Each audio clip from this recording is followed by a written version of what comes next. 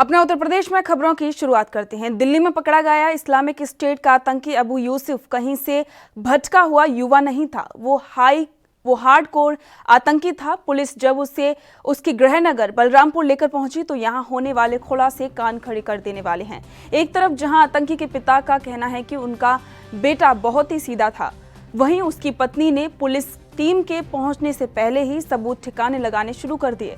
वहीं आतंकी समेत 4 और लोगों से उतरौला कोतवाली में पुलिस पूछताछ कर रही है। सूत्रों के हवाले से खबर ये भी है कि यूसुफ विस्फोटक को टेस्ट करने के लिए कब्रिस्तान में टेस्टिंग भी कर चुका था।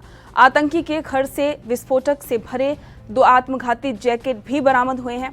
हालांकि टीम के पहुंचने पर एक जैकेट को उसकी पत्नी ने तालाब में फेंक कर सबूत खत्म करने की कोशिश की थी।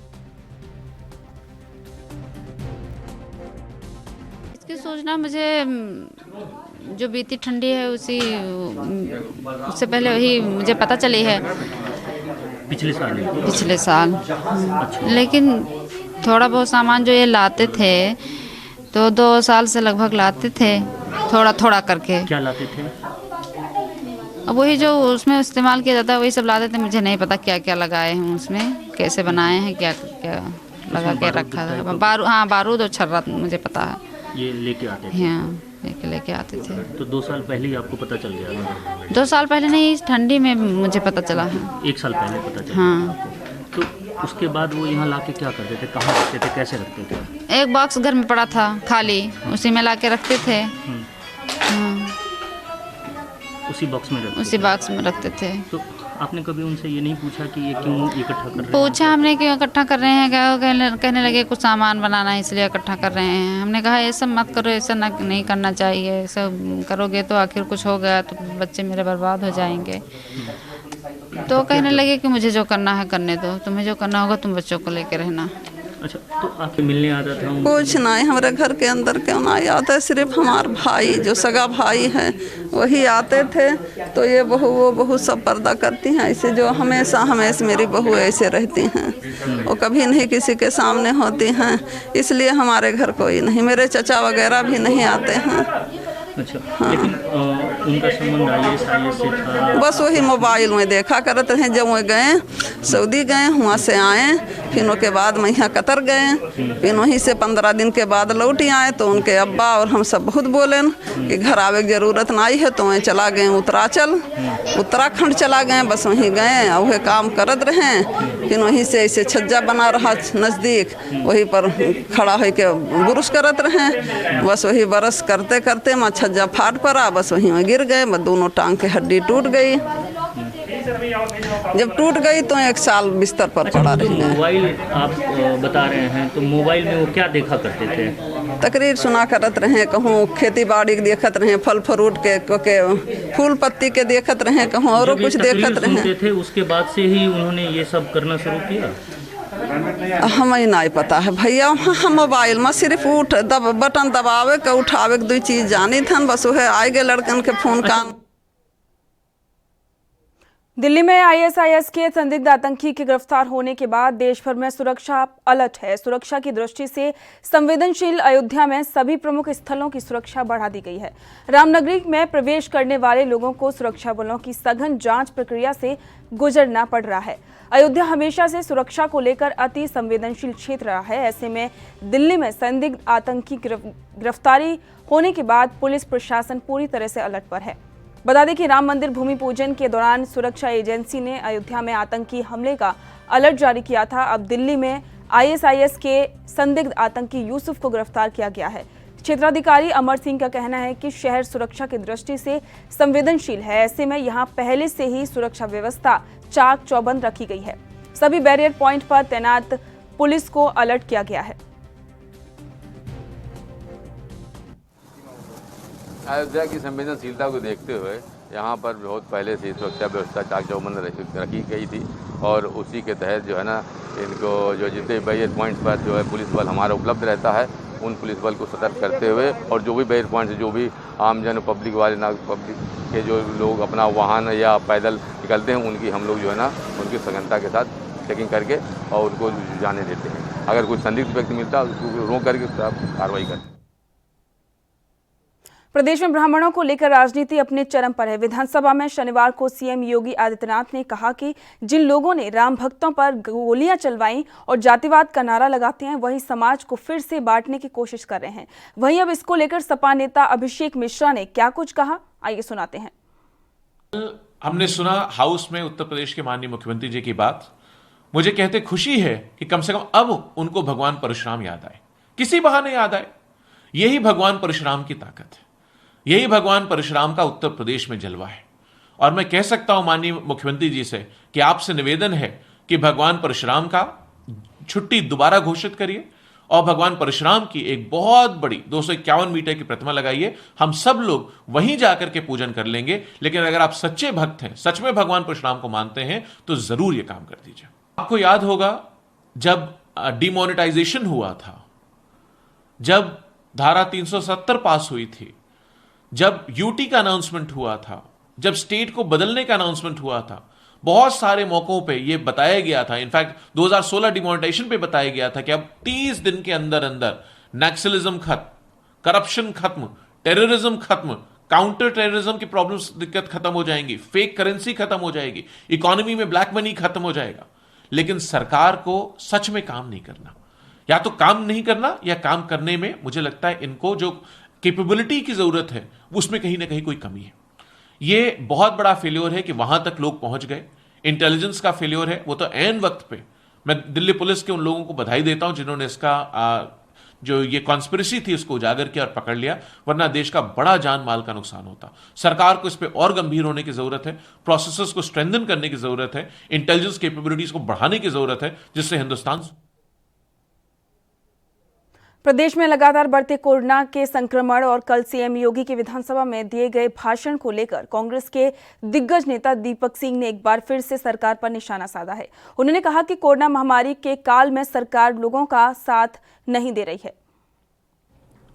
आज हम अगर देखें जिस तरह से झूठी रिपोर्टें बिना जांच के भी हमारे आंकड़े दुनिया में सर्वोत्तम स्थान पर हैं। मैं मानता हूं अगर राहुल गांधी जी की बात उसमें मानी गई होती, उस समय उन नियमों का पालन किया गया होता, जिस रास्ते से कोरोना हमारे देश में प्रवेश किया गया था, उन रास्तों को बंद कर दिया गया होता, तो मुझे लगता है देश आज इस महामारी से बच जाता। आज की वर्तमान स्थितियों में जिस तरह से मंत्रियों की मौत हो रही है, इलाज के अव्यवस्था के कारण, कहीं झरने फूट रहे हैं, कहीं वार्ड में पानी घुस जा रहा है, कहीं लोग एम्बुलेंस के अभाव में तड़पते हुए सड़क पर मर जा रहे हैं।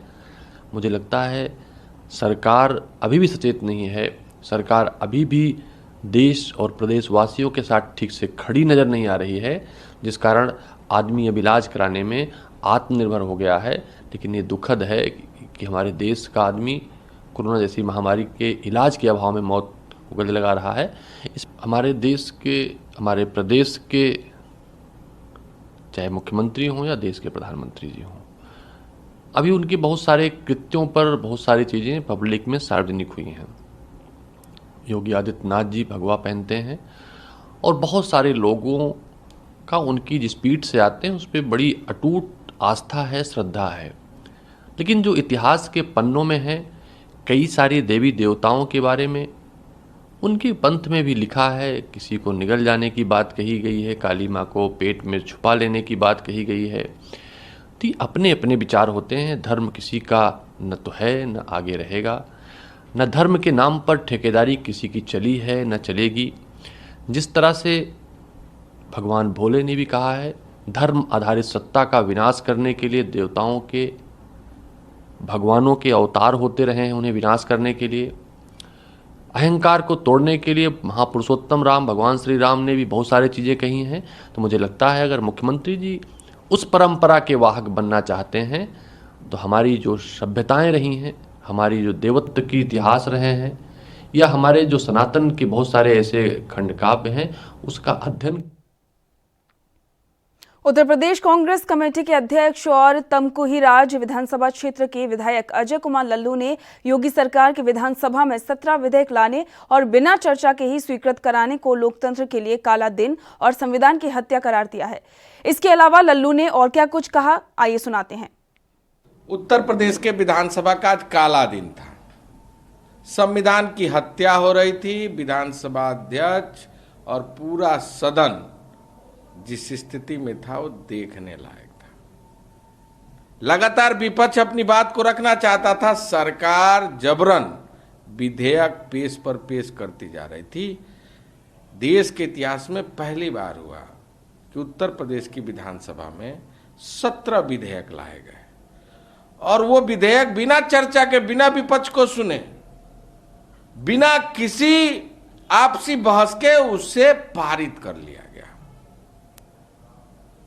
जहां उस पर चर्चा करना चाहिए था, उत्तर प्रदेश के लिए आज जो महत्वपूर्ण विषय था, कोरोना की महामारी पर हम चर्चा करना चाहते थे, कानून व्यवस्था पर चर्चा करना चाहते थे, बाढ़ के मुद्दे पर चर्चा करना चाहते थे, डॉक्टर कफील खान के रिहाई पर चर्चा करना चाहते थे, जहां नौजवानों के रोजगार पर चर्चा करना चाहते थे, 69,000 शिक्षक भर्ती में एमआरसी लागू करके दलित पिछड़ों के अधिकारों का जो हनन हो रहा है उस पर हम चर्चा करना चाहते थे, किसान आत्महत्या कर रहा है, यूरिया का संकट है उस पर चर्चा करना चाहते थे, बुंदेलखंड की समस्याओं पर चर्चा करना चाहते थे। संवैधानिक पद पर बैठा व्यक्ति अगर इतना छोटा शब्दों का इस्तेमाल करे, जहां वो कहे उत्तर प्रदेश के विधानसभा जो लोकतंत्र का मंदिर है उसमें उत्तर प्रदेश को गुमराह करे, कोरोना महामारी में 2 मंत्री इस बीमारी के चपेट में आकर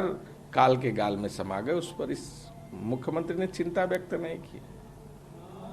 उत्तर प्रदेश के कानून व्यवस्था पर चिंता व्यक्त नहीं की, महिलाओं की सुरक्षा पर चिंता व्यक्त नहीं की, लेकिन आरोप प्रत्यारोप लगाना, दूसरे के ऊपर छिटाकशी करना, ये मुख्यमंत्री की आदत में शुमार हो गया। उत्तर प्रदेश की जनता देख रही है आने वाले दिन में जिस तरह उन्होंने कांग्रेस पर आरोप जड़ने का काम किया, मजदूरों के बसों के मजाक उड़ाने का काम किया, कफील खान का मजाक उड़ाने का काम किया, आने वाले दिन में उत्तर प्रदेश की जनता जरूर इनको बताने का काम करे।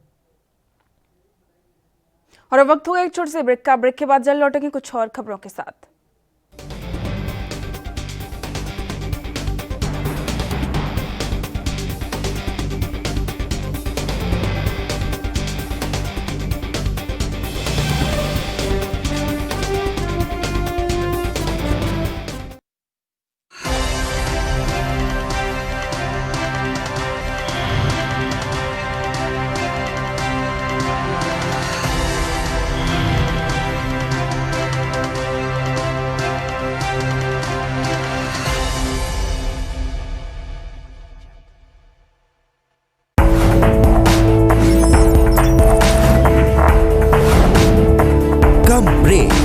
और ज्यादा खबरों के साथ देखिए ANP news in channel number पर।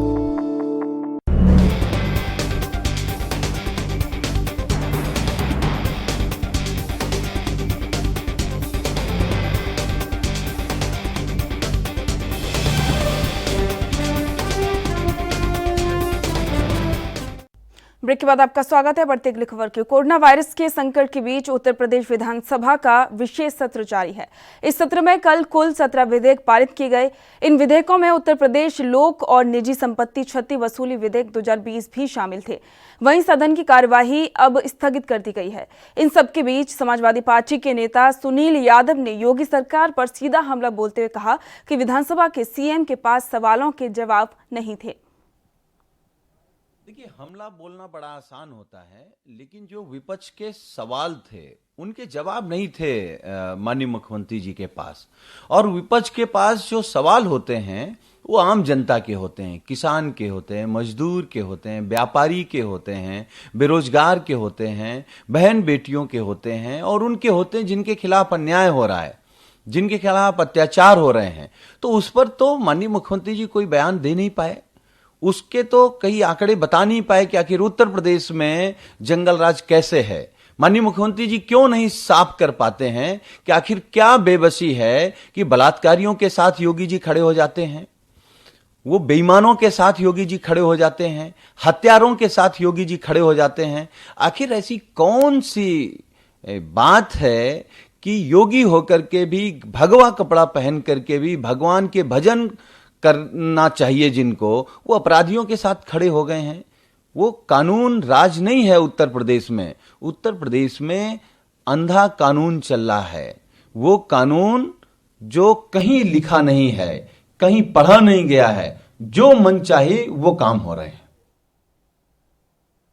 आयुष मंत्रालय और मोरारजी देसाई राष्ट्रीय योग संस्थान की ओर से गत दिनों योग के मास्टर ट्रेनर्स के लिए आयोजित किए गए एक समारोह में आयुष सचिव वैद्य राजेश कोटेचा की ओर से दिए गए गैर हिंदी वाले बयान पर बवाल मच गया है, जिसे लेकर कांग्रेस के राष्ट्रीय प्रवक्ता राज्यसभा सांसद डॉक्टर पीएल पूनिया ने क्या कुछ कहा, आइए सुनाते हैं। संविधान को नहीं जानते हैं, संविधान की भावनाओं को नहीं जानते हैं। प्रधानमंत्री जी बार बार कोऑपरेटिव फेडरलिज्म की बात करते हैं और जो आयुष मंत्रालय के सचिव जो नॉन हिंदी स्टेट्स हैं, वहाँ से आए हुए अधिकारी, डॉक्टर्स, स्पेशलिस्ट, उनको ट्रेनिंग प्रोग्राम से जब उनसे कहा जाता है कि अंग्रेजी में भी बताइए, तो उनको मीटिंग से बाहर जाने के लिए कह दिया जाता है। और ये अकेली घटना नहीं है। इससे पहले चेन्नई एयरपोर्ट का याद होगा, जो कानिमोई जी सांसद हैं डीएमके की, वहाँ से उनसे सीआईएसएफ के एक अधिकारी ने कहा कि आप हिंदी नहीं जानते तो कैसे भारतीय हैं। तो ये एक जानबूझकर सिस्टमेटिक तरीके से नियोजित ढंग से कोई एजेंडा एनडीए सरकार का है जो संविधान के विरुद्ध है और बहुत ही गलत है, निंदनीय है। ऐसा नहीं होना चाहिए। और डीएमके के और तमिलनाडु के अन्य सांसदों ने मांग भी उठाई है कि ऐसे सचिव की गैर जिम्मेवारी के लिए उन्हें वहाँ से हटाया जाए। मिर्जापुर में ड्यूटी पर जा रहे एक डॉक्टर रहस्यमय परिस्थिति में लापता हो गए। सूचना मिलने पर स्वास्थ्य विभाग में हड़कंप मच गया। सूचना पर मौके पर पहुंची पुलिस डॉक्टर की तलाश में जुट गई है। जानकारी के मुताबिक मंडलीय अस्पताल मिर्जापुर में तैनात वाराणसी निवासी डॉक्टर जेपी त्रिपाठी अपने कार से ड्राइवर के साथ मिर्जापुर ड्यूटी पर आ रहे थे। बताया जा रहा है कि गंगा नदी पर बने भटौली पुल क्रॉस करने के बाद उन्होंने ड्राइवर को गाड़ी रोकने के लिए कहा और ड्राइवर से शौच जाने को बताकर चले गए। काफी देर बाद जब वापस नहीं लौटे तो चालक ने इसकी सूचना उनकी पत्नी को दी, जो वाराणसी के कैंसर इंस्टीट्यूट में तैनात है। डॉक्टर की पत्नी ने इसकी जानकारी एसपी को दी। डॉक्टर जेपी त्रिपाठी के गायब होने की सूचना पर स्वास्थ्य विभाग और पुलिस विभाग में हड़कंप मच गया है।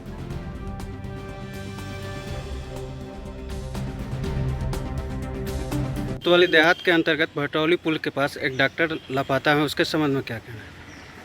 मंडलीय चिकित्सालय में नियुक्त डॉक्टर जेपी त्रिपाठी जो आज दिनांक 22/8/2020 को सुबह करीब 8 बजे वाराणसी से अपने घर से कार से मिर्ज़ापुर वापस ड्यूटी के लिए आ रहे थे। तो रास्ते में करीब 9:15 बजे भटौली पुल के पास अपने चालक को बताया कि मुझे शौच करने जाना है और कार से उतर करके खेतवा घाटों की तरफ चले गए। कुछ समय बीतने के बाद जब वापस नहीं आए तो चालक ने नीचे उतरकर नदी की तरफ खोजबीन किया। नहीं मिले तो इसकी सूचना उन्होंने डॉक्टर की पत्नी को दिया। डॉक्टर की पत्नी ने जरिए टेलीफोन इसकी सूचना पुलिस को दी। पुलिस द्वारा मौके पर पहुंचकर सभी आवश्यक संसाधनों के साथ खोजबीन कराई जा रही है। गाजियाबाद में साहिबाबाद पुलिस ने 2.5 करोड़ रुपए कीमत की सिगरेट के साथ 2 बदमाशों को गिरफ्तार किया है। इन बदमाशों ने 20 तारीख को अपने 3 साथियों के साथ मिलकर सिगरेट कंपनी गोदाम से करोड़ों की सिगरेट लूट ली थी। बदमाशों ने गार्ड को बंधक बनाया था और ट्रक में करोड़ों रुपए की सिगरेट लेकर फरार हो गए थे। साहिबाबाद पुलिस इस मामले में बदमाशों की गिरफ्तारी का प्रयास कर रही थी। आज मामले में 2 आरोपियों को दिल्ली के करावल नगर से गिरफ्तार किया गया है। बदमाशों से ट्रक और उसमें लूटा गया 2.5 करोड़ रुपए का सामान भी बरामद किया गया है। मामले में फरार बाकी 3 आरोपियों की तलाश पुलिस कर रही है।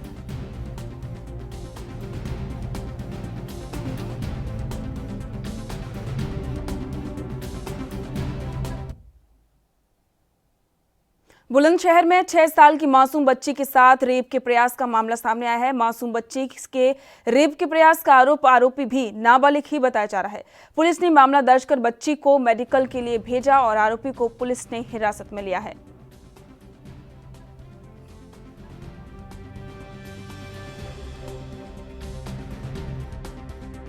हाँ, एक इसमें प्रार्थना पत्र आ गया है, तहरीर दिए वादी ने और मुकदमा भी पंजीकृत कर दिया गया है और जांच जारी है।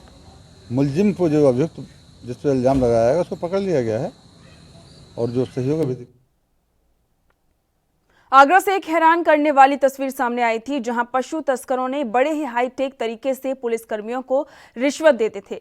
वीडियो में आप साफ देख सकते हैं कि हाईवे पर नियुक्त पुलिस 112 पीआरवी कर्मी सड़क पर फेंके हुए पैसों को उठाते थे। पुलिस की अवैध उगाही के तमाम वीडियो सोशल मीडिया पर वायरल हो रहे थे, लेकिन शनिवार को एएनबी न्यूज पर खबर दिखाए जाने के बाद एसएसपी बबलू कुमार ने संज्ञान लेते हुए दोनों पुलिसकर्मियों को सस्पेंड कर दिया है। इनर रिंग रोड पर पीआरबी गाड़ी के द्वारा ट्रकों से पैसा लेने के संबंध में एक वीडियो वायरल हुआ था, जिसकी प्रारंभिक जांच कराते हुए दोषी दोनों कर्मचारियों को तत्काल प्रभाव से निलंबित कर दिया गया है। उनके विरुद्ध विभागीय कार्रवाई प्रारंभ। अमेठी में महिला पुलिस बैरक से नाबालिग युवती के गायब का मामला सामने आया है। युवती शुक्रवार की रात को बैरक से संदिग्ध परिस्थितियों में गायब हो गई थी। युवती के गायब होने की बात सामने आने पर कोतवाली पुलिस में हड़कंप मच गया। पुलिस लगातार नाबालिग की तलाश कर रही है। सीओ तिलोई अर्पित कपूर का कहना है कि मामला उनके संज्ञान में है और पुलिस टीम लगातार युवती की तलाश कर रही है। उन्होंने कहा कि मामले की जानकारी बड़े अधिकारियों को दे दी गई है।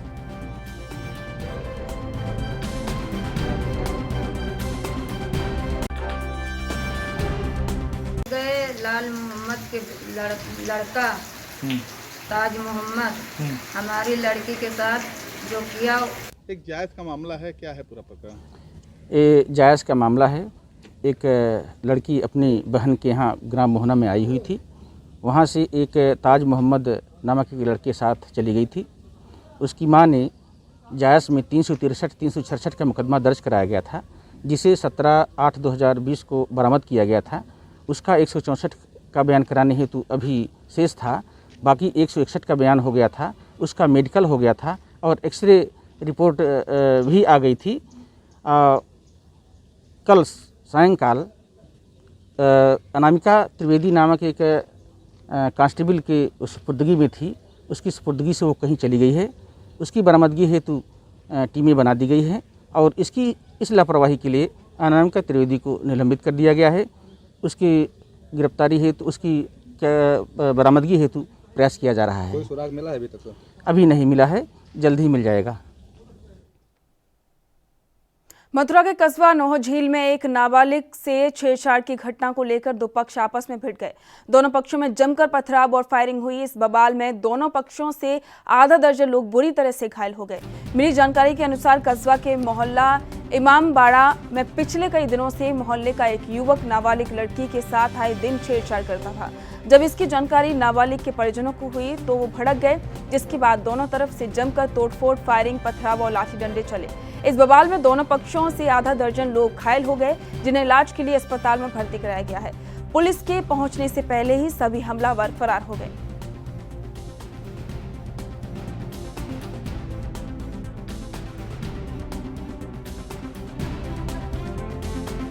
जब श्री जब्बार खां सनाफ नवाब खां निवासी थाना नौझील ने आज थाना पर आकर सूचना दी कि उनकी पुत्री जब दुकान पर बैठी थी तो इसी दौरान उनके पड़ोसी आशिफ सनाफ कल्लू दुकान पर आए एवं उनकी पुत्री के साथ अभद्र व्यवहार किया।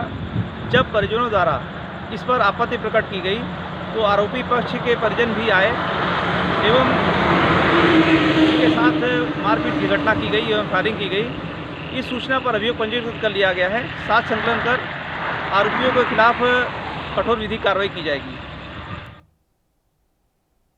बाराबंकी में मार्फीन तस्करी के लिए कुख्यात जैतपुर थाने का टिकरा गांव का एक बार फिर अंतर्राष्ट्रीय कनेक्शन प्रकाश में आया है।